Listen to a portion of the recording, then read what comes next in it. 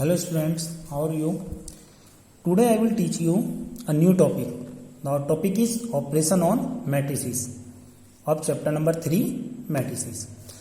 In this topic there are two types of operation. Number 1 is addition of matrices and number 2 is multiplication of matrices. But in these two topics, the first topic is very simple because you know about the addition. For this addition, there will be a one condition. The condition is if there are 2 or 3 matrices, so they can be added, but they are of the same order.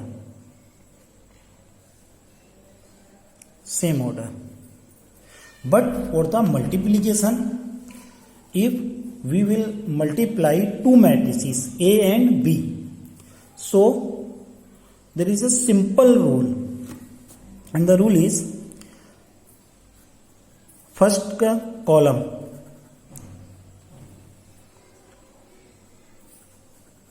and second row, if they are equal, then you can multiply. For example, for the addition,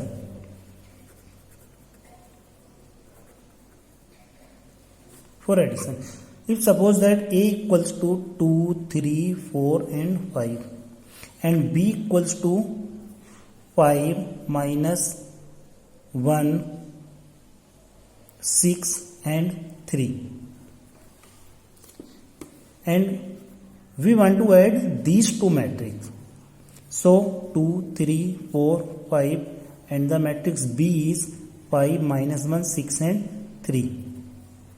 For this, a general rule will apply. Corresponding elements can be add or subtract because they are of the same order. The order of matrix A is 2 cross 2 and the order of matrix B is 2 cross 2. Because they are of the same order, so they can be add or subtract. So corresponding element can be add. 2 plus 5, 7. 3 minus 1 equals to 2. 4 plus 6, 10. And 5 plus 3, 8. So this is the addition of two matrices. Now the multiplication. This is the multiplication.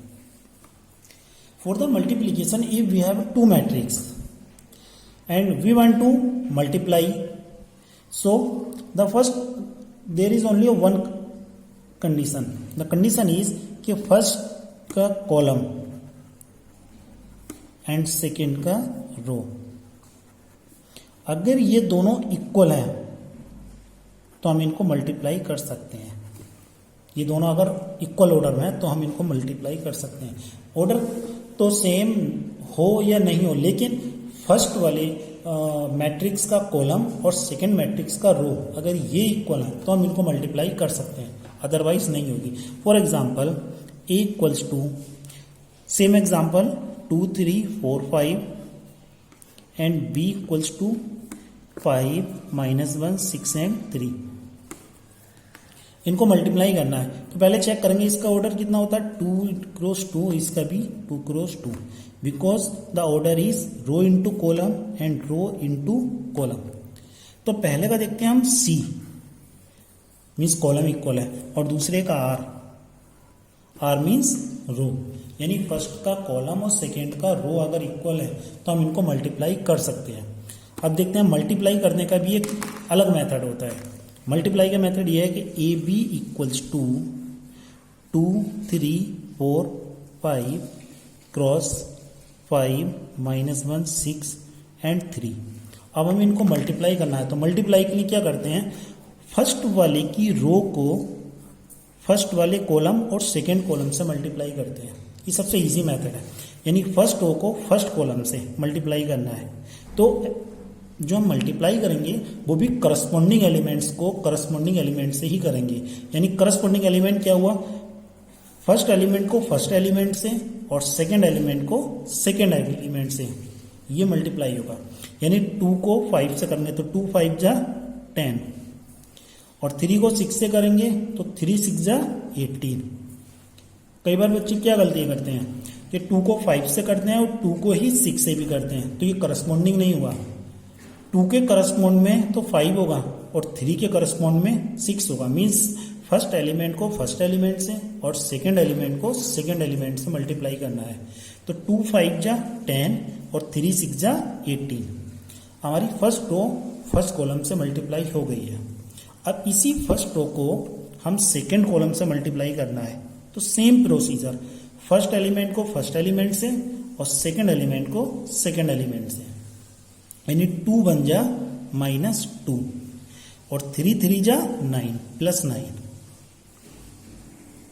Clear? यानी हमारी जो first वाली रो है वो दोनों column से multiply हो गई। अब हमारे पास कौन सी है? सेकेंड वाली रो। इस सेकेंड रो को मल्टीप्लाई करना है। सेकेंड रो को किससे करना है? इन दोनों कॉलम से, यानी सेकेंड रो को इस फर्स्ट कॉलम से।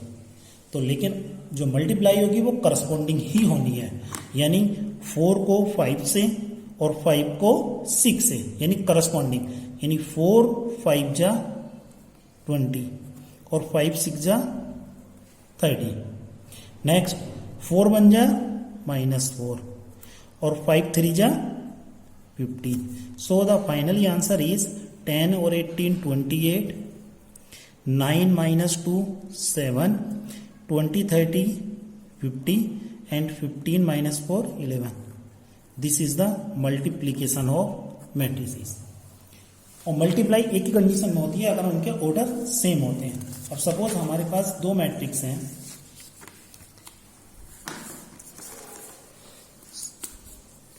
सपोज A = 2 है, 2 3 4 5, यहाँ 6 यहाँ 7 ये है।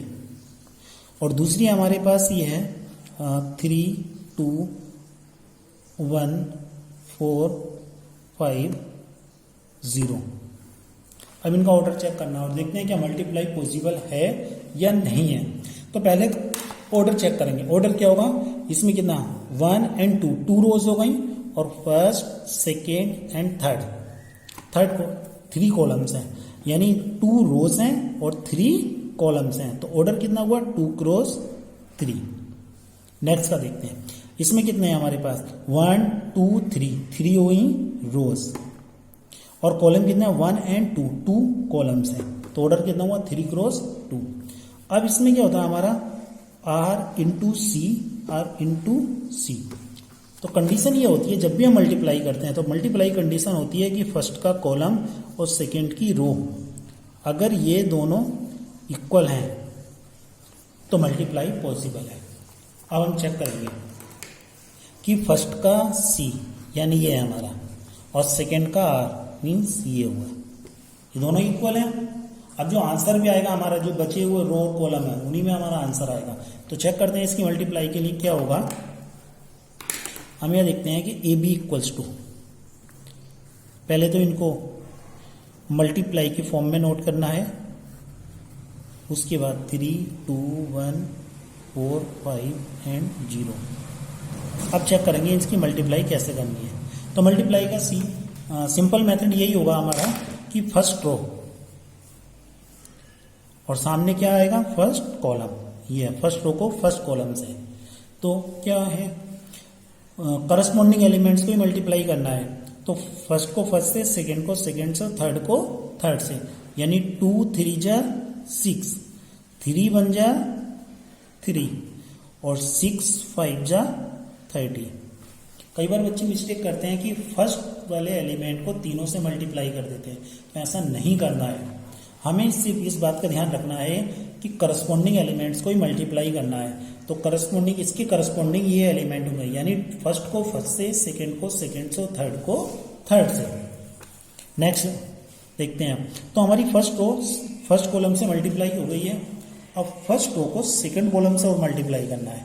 तो हम देखेंगे कि 2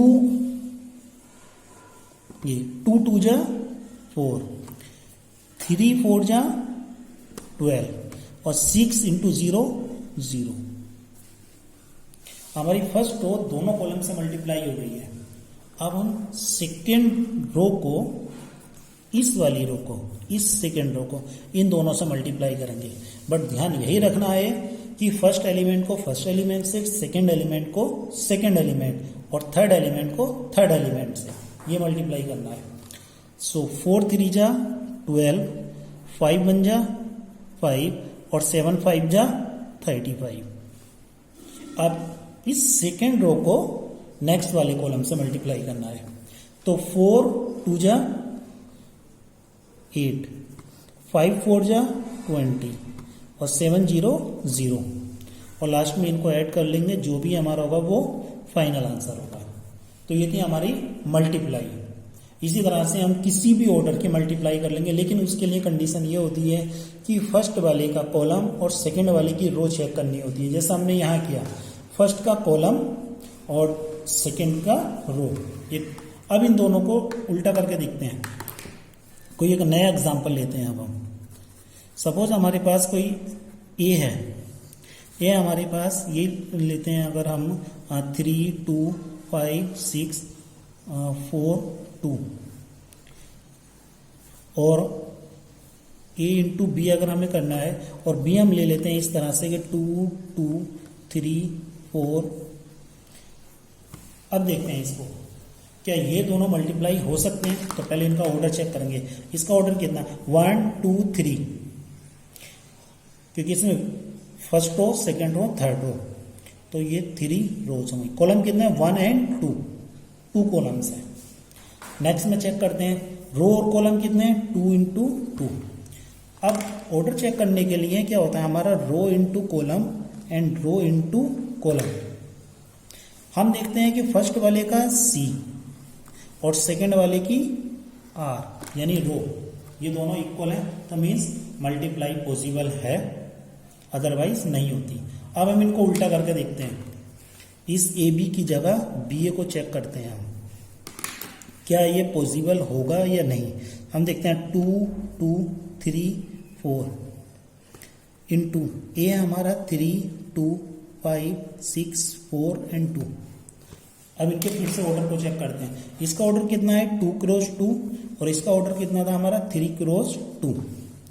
तो चेक करने के लिए क्या होता है कंडीशन, ये होती है हमारी row into column and row into column.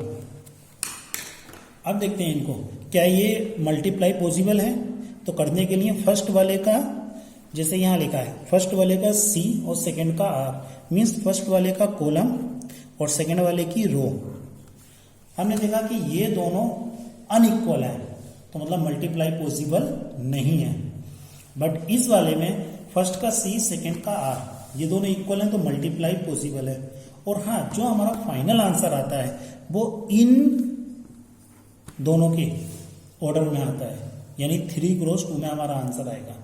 यहां हम देखते हैं कि फर्स्ट का सी सेकंड का आर, ये दोनों इक्वल नहीं है, तो हमारी मल्टीप्लाई पॉसिबल नहीं है। ठीक है, ओके, थैंक यू।